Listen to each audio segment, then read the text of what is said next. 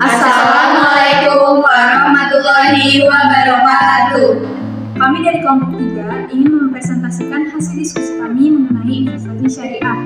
Sebelum itu, izinkan kami untuk memperkenalkan diri terlebih dahulu. Perkenalkan, nama saya Rizalita. Perkenalkan, nama saya Dinda Darmawan. Perkenalkan, nama saya Muhammad Abdul Firdaus. Perkenalkan, nama saya Rahmawati. Perkenalkan, nama saya Setira Dwiananda. Selanjutnya, saya ingin menjelaskan pengertian dari investasi syariah. Apa sih investasi syariah itu? Investasi syariah itu merupakan penanaman modal bagi masyarakat dengan tujuan untuk mendapatkan keuntungan sesuai dengan prinsip-prinsip dan hukum Islam. Nah, cara kerja investasi syariah itu gimana sih? Investasi syariah itu menggunakan sistem akad. Nah, akad sendiri itu merupakan perjanjian atau kesepakatan baik dari satu pihak maupun kedua belah pihak atau yang disebut penjual dan pembeli yang berkomitmen dengan nilai-nilai syariah. Jadi, akad merupakan keterkaitan antara ijab dan qabul.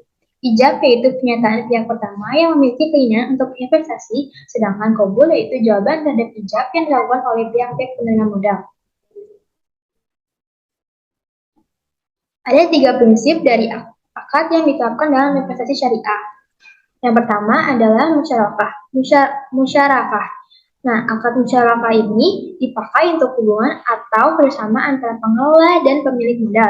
Nantinya, baik dari pihak pengelola maupun pemilik akan memberikan modal untuk kemudian dijalankan, bisa dari pengelola atau pemilik. Yang kedua, sewa menyewa atau ijarah.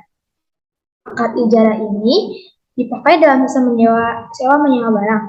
Jenis akad ini digunakan karena tidak ada yang namanya pemilihan kepemilikan, sehingga penyewa wajib membayar kewajibannya berupa uang sewa. Yang ketiga, bagi hasil atau mudharabah. Akad mudharabah ini merupakan pengganti dari akad pinjaman pada produk lembaga keuangan syariah. Contoh dari akad mudharabah ini dalam kehidupan sehari-hari yaitu pola kerjasama usaha menggunakan sistem bagi hasil secara syariah. Selanjutnya akan dijelaskan oleh Dinda. Oke, setelah dijelasin tentang pengertian, cara kerja dan prinsip, selanjutnya ada jenis-jenis investasi. Nah, yang pertama ada investasi properti. Investasi properti adalah bentuk permodalan yang mirip seperti investasi lain dengan melibatkan pembelian dan penjualan aset serta menangani aset untuk menghasilkan pendapatan atau keuntungan. Namun, perbedaan di antara investasi bidang properti dan jenis investasi lain terletak pada jenis aset yang dikelola. Yang kedua, ada investasi emas. Nah, untuk investasi emas ini tentu mempunyai syarat dan ketentuan.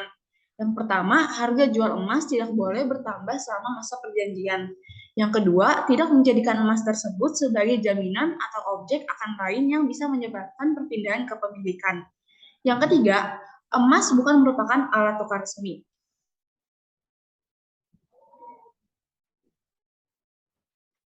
Yang ketiga, ada investasi deposito bagi hasil.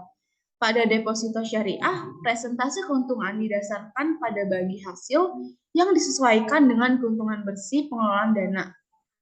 Nah, untuk bisa berinvestasi pada deposito syariah ini, tentu saja kamu harus memiliki bank syariah.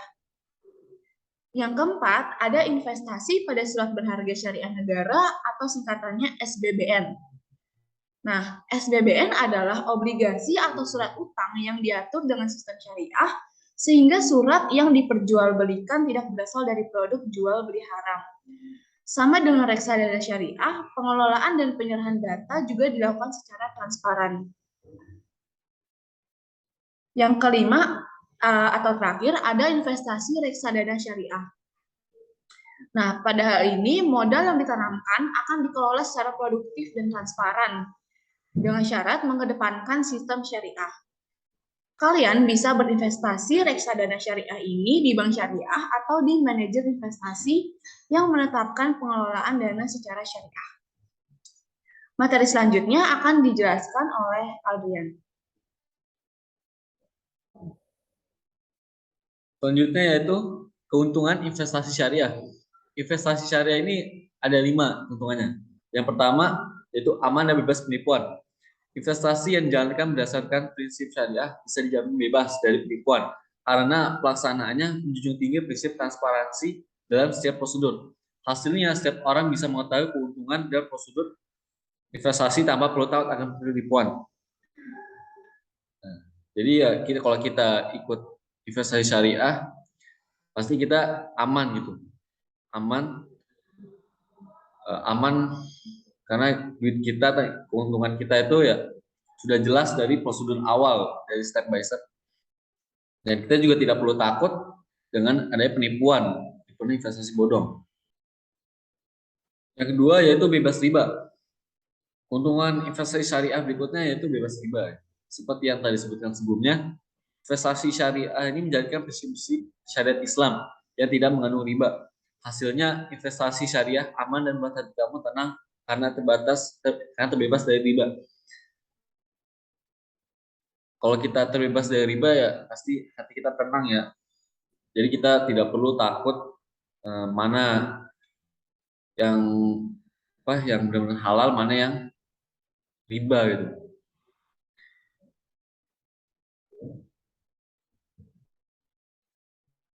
Yang selanjutnya yaitu ketiga, investasi syariah halal. Jika kamu melakukan investasi di bank syariah, investasi yang kamu jalankan jamin halal.